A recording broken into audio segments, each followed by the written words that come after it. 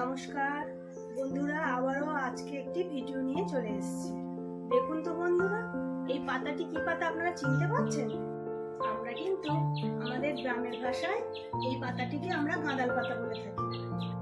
আপনারা এই পাতাটিকে কি নামে চেনেন আমাকে কমেন্ট করে অবশ্যই জানাবেন। কিন্তু আজকের এই পাতার বড়া বানাতে কি কি উপকরণ লাগে সেটি আপনাদের কাছে তুলে ধরব। সাধারণত এইসব গাছপালাগুলি আমাদের গ্রাম অঞ্চলেতেই দেখা যায়।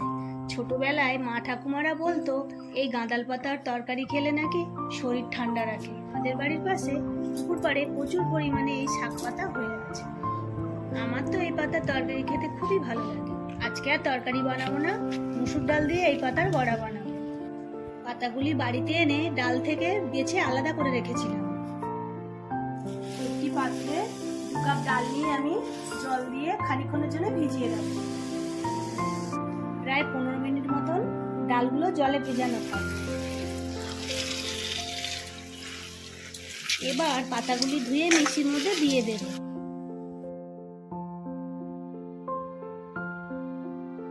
এবং কাঁচা লঙ্কা, আদা, রসুন ও ভিজিয়ে রাখা ডালগুলো দিয়ে মিক্সিতে পেস্ট করে নেব।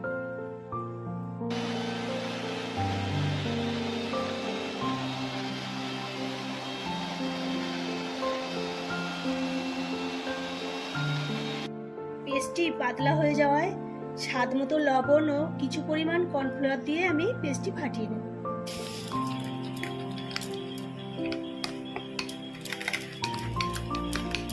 এরপর কড়াইয়ে সাদা তেল দিয়ে তেল গরম হয়ে গেলে পেস্ট করে রাখা ব্যাটারটি গরম তেলের উপরে ছোট ছোট সাইজের বড়ার আকারে শেপ দিয়ে নেড়ে চেড়ে নিলেই ব্যাস রেডি।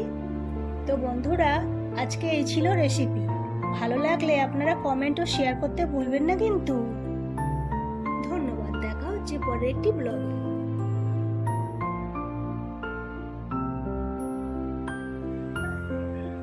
খেয়ে দেখো তো কেমন হয়েছে।